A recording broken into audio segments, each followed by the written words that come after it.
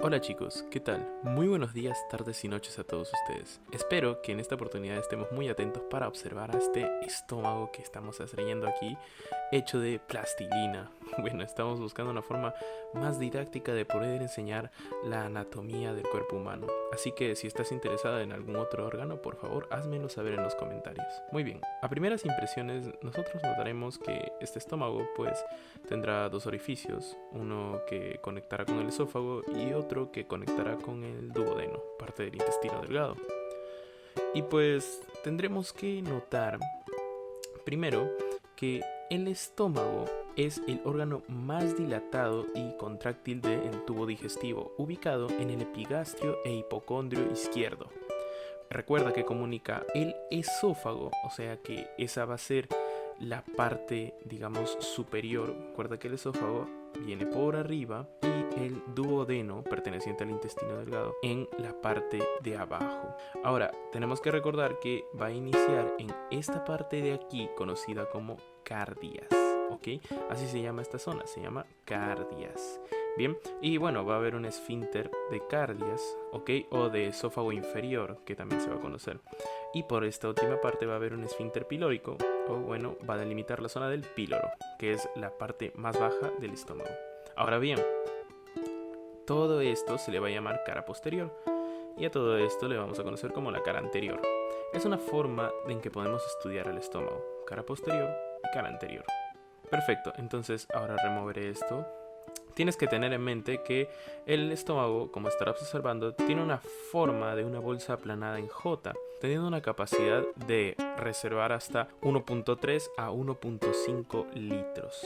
Ahora, además de las caras, vamos a notar que el estómago va a tener dos bordes, una que se va a llamar la curvatura mayor, que va a ser convexa, y la otra que está acá más chiquita es la curvatura menor, que va a ser cóncava. ¿Ok? Y además de esto, el estómago va a poseer dos orificios. El superior, el de arriba, que va a ser el superior oval o esfínter del cardias, y el otro que va a ser inferior anular o esfínter del píloro. Por favor, recuerda eso, ya lo estamos repitiendo dos veces.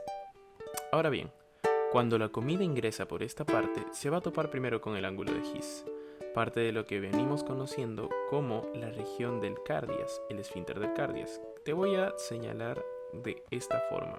Creo que mejor voy a acercarlo para que puedas verlo mejor. Entonces, esta zona de aquí va a delimitar el esfínter del cardias, ¿no? Y aquí se va a generar el ángulo de His. Ahora bien, vamos a tener otra parte que es donde se va a concentrar la mayor cantidad de gases, que viene siendo el fondo o fundus, como lo vas a poder encontrar en algunos otros libros. Bien, entonces ese va a ser el fondo, y por aquí vamos a delimitar la región del antro, ¿ok? Ya que vamos a ver que entre el antro y el fondo se encontrará la mayor parte del cuerpo del estómago. Esto de aquí es el antro. Y por aquí estará la región pilórica, terminando en el esfínter pilórico. Recuerda, eso es el píloro. Entonces tenemos ángulo de His, cardias, fondo, cuerpo, antro y región pilórica.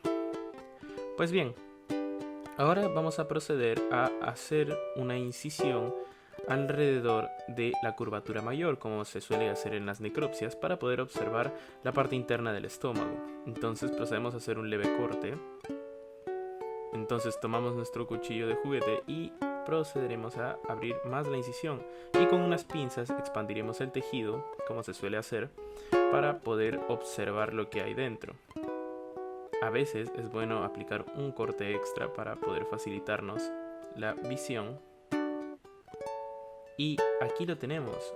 En primeras vamos a encontrar pequeñas bolitas que yo las puse aquí para simular el quimo. Ahora, no es así exactamente, ya que la región alimenticia normalmente se acumula de forma concéntrica, o sea, haciendo círculos concéntricos. Pero yo te los pongo aquí únicamente para este caso representarlo como el quimo, ¿ok? Entonces estas bolitas representarán el quimo, que recuerda que cuando tú ingieres algo, eso se llama bolo alimenticio, es la comida triturada, diluida con saliva, pasando por el esófago, pero cuando llega al estómago se le va a llamar quimo, ¿ok? Cuando llega al estómago el bolo alimenticio se llama quimo. Y pues podremos notar que el tejido dentro del estómago es un poquito más arrugado. Esto con la noción de poder, digámoslo así, absorber algunas pequeñas cositas tales como agua, iones, o poder procesar, digamos, mejor los alimentos y recubrir una mayor parte del área sobre ella para poder secretar el ácido que los va a disolver, entre comillas, ¿no? Los va a hacer más fácil de digerir. Entonces, toda esta zona de acá viene siendo el cuerpo del estómago. ¿Ven? Las caras del cuerpo, y por aquí es donde ingresa la comida. Entonces la comida entra y notaremos que el primer impacto lo hará con la curvatura mayor, pero esto lo vamos a ver un poco mejor abriendo todo el estómago. Entonces procedemos a poner dos tubitos por aquí para mantener la forma del esófago y el duodeno, y procederemos a cortar este segmento del estómago para poder ver lo que hay dentro. Tenemos que recordar que el estómago tiene ciertas capas histológicas. Esto se refiere a que es una capa de tejido. Ahora, bien pueden ser mucosa, submucosa o capa muscular, o por último la serosa. Tenemos que recordar que la capa mucosa es aquella que va a generar la mucosa alrededor, internamente, que nos va a proteger de el ácido. ¿Ok? Esto controlado por la glándula fúndica, que es lo que vamos a comentar en un próximo video. Pero en sí la capa mucosa es una cubierta de moco, más o menos de 2 centímetros de espesor, que nos protege de las consecuencias negativas que nos puede generar tener contacto con el ácido. Ahora, la capa submucosa, por otra parte, es una capa que se encarga de las secreciones de las hormonas, las enzimas y todo tipo de sustancias liberadas por diferentes glándulas. ¿Ok?